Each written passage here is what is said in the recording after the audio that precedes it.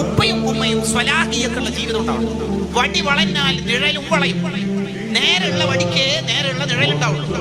ഉപ്പ എപ്പോഴും വാട്സപ്പും ഇൻസ്റ്റയും യൂട്യൂബും ഹറാമും സമയം കളയലും ആണെങ്കിൽ കുട്ടി ഏത് കോളേജിൽ പഠിച്ചാലും റിസൾട്ട് കാണൂല. അൽ വലതു അലാ സിർരി വാലിദൈഹി, മാതാപിതാക്കളുടെ അനുസരണം, മാതാപിതാക്കളുടെ രഹസ്യ ജീവിതം എങ്ങനെ ഉണ്ടോ അതിനനുസരിച്ചിട്ടാണ് മക്കൾ ഉണ്ടാവും.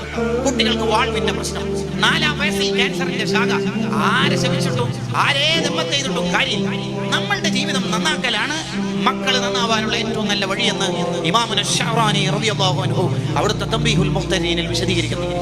എന്തിനധികം പറയണം, ശഅറാനി ഇമാമിന്റെ ലവാഖിഹിൽ കാണാം, ഒരാൾ മോശം സ്വഭാവമായാൽ, മോശം ജീവിതമായാൽ അയാളുടെ വീട്ടിൽ വളർത്തുന്ന മൃഗങ്ങൾക്ക് വരെ അതിന്റെ സീക്വൻസ് ഉണ്ടാവും, അതിന്റെ റിസൾട്ട് ഉണ്ടാവും. അയാളുടെ ഭാര്യയിൽ ഉണ്ടാവും. ഞാൻ ഒരിക്കൽ സ്വഭാവം മോശമായിട്ട് വെറുതെ അഭിനയിച്ചു, അപ്പോഴതാ എന്റെ ഭാര്യയുടെ സ്വഭാവം മോശമായിട്ട്. ഷെറാനിമ പറയാം, നമ്മൾ എങ്ങനെയാണോ നിൽക്കുന്നത് അതിന്റെ റിസൾട്ട് ആയിരിക്കും ഭാര്യ മക്കളിൽ, കുടുംബങ്ങളിൽ ഉണ്ടാവുക.